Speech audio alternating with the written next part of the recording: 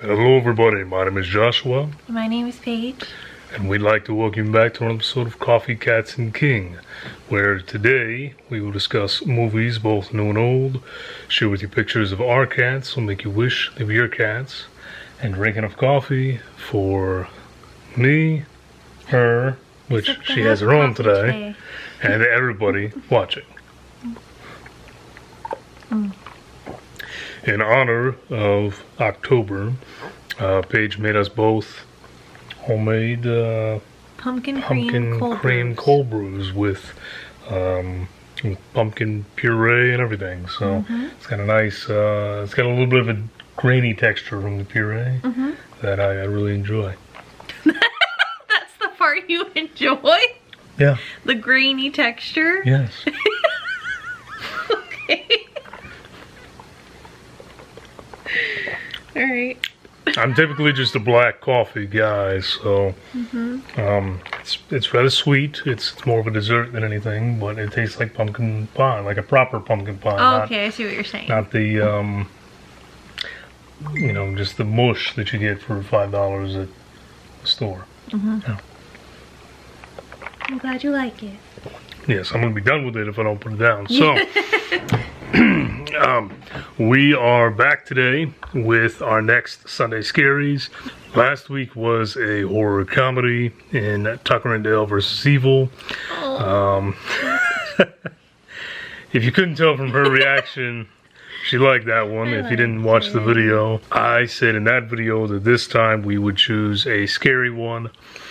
I originally planned to go with a different movie, but at the last second I went with this one because I've been curious how you will take this one and what you will get from it, because this is a movie that is fairly well layered, I think. Okay. And it can be enjoyed at a very surface level, or you can really delve into it. This is one of the 3 big movies that Jordan Peele has directed. Oh, yeah, I haven't seen any of his yet. So, the 3 big ones are Get Out, Us, okay, and Nope. Oh, okay. Get Out is generally the popular vote. I think because it was the first one. I don't know. People really enjoy that movie. They really associate with that movie. Okay. Personally, I thought it was the weakest of the 3. Okay. But again, that's just me. I think at some point we would probably watch it to get your thoughts as well.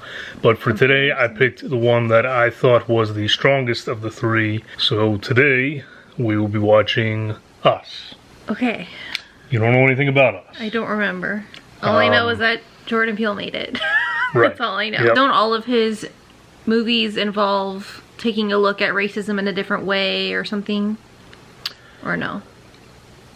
Or is that just Get Out? They generally have a lot to do with race, with social norms that necessarily should not be. And I think above all, just aspects of living in America as a person of color. This movie in particular very much explores the feeling that I think a lot of people of color have in regards to being almost outcast from society. Yeah. Or like there are parts of life and society that they don't get to experience or something. Yes. Yeah, something to that regard, which, again, we can get into that discussion some, you know, after watching. Okay. And I know there are a lot of really great videos and podcasts and everything else that discuss in more detail from people that obviously know more about it than I do. Right, yeah. But yeah, we are not people of color, so we can't speak from personal experience. But I can speak as a horror fan and say that this is one that I did very much enjoy. So, you think this one's going to scare me? I think it will. Yes, yes I do. Okay. And you're not getting a synopsis on this one, we're just going to jump into it. Oh, I'm going in blind. Yeah. Okay, got it. That was kind of the point as well. This is the first, like, scary one. I think it's first one that has the potential to yes. Now I figured that Chucky might get you at little points. Child's Play does that for some people, not everybody. It is a ridiculous premise. This one is not as outlandish in its premise. It is still very much outside what we would consider reality, perhaps. But that's kind of the point. So, yeah. Okay. All right. I don't know what that means. You will. Okay. All right. We're going to get into the movie now. Take it away, Havoc.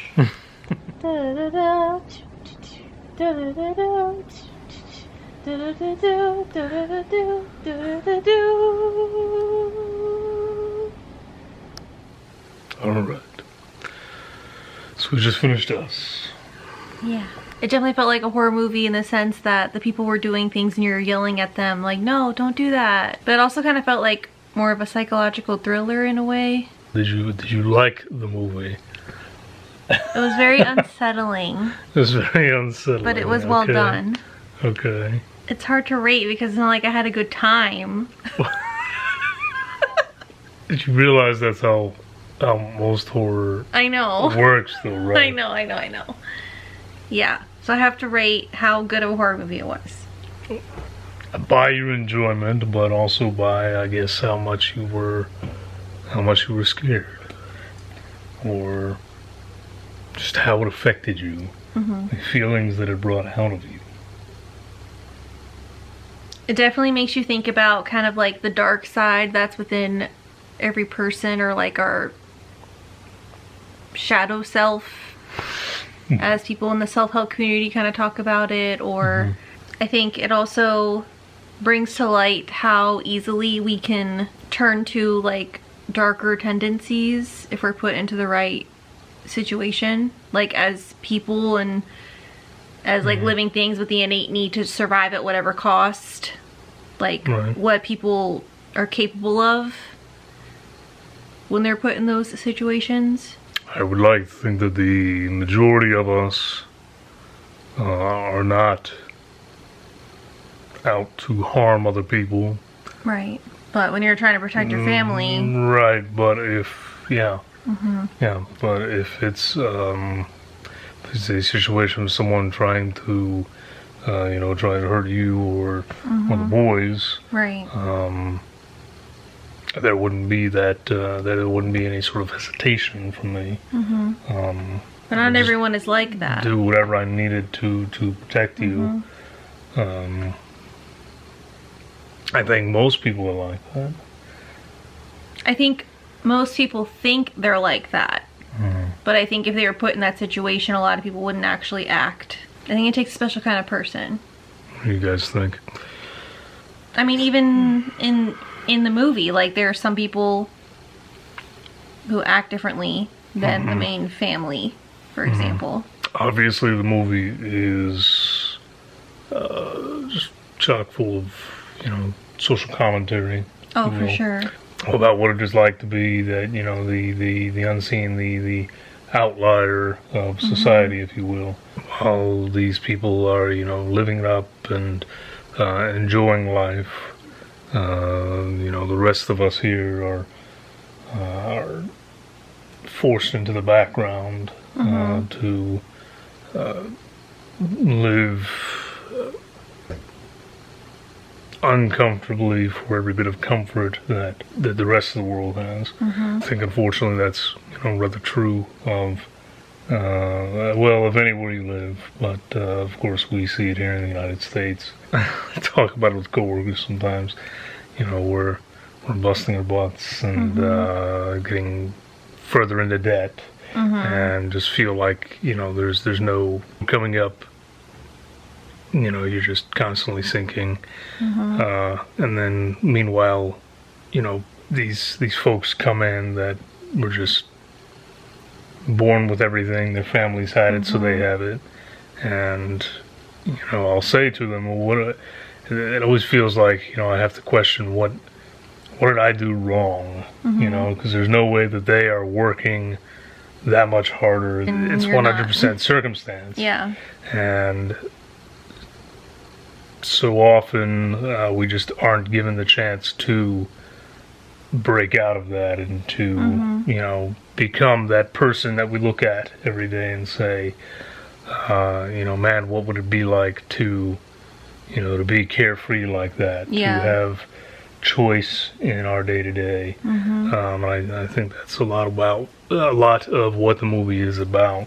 And I think about like generational poverty as well. Oh, you decided to marry that guy and to do this, so then I had to marry a guy like him and then do this because you did it, now I have to do it. Like, I think also that dynamic too of not even just like that side does their own thing separate from this side, right? But I think also how sometimes you don't get a say. You just kind of have to stick with the status quo of like, this is just the life you're stuck in. I guess it can also be seen as the familial curse, if you will, in that if a mother is in an abusive relationship, the likelihood of the daughter doing the same is so much higher. Right.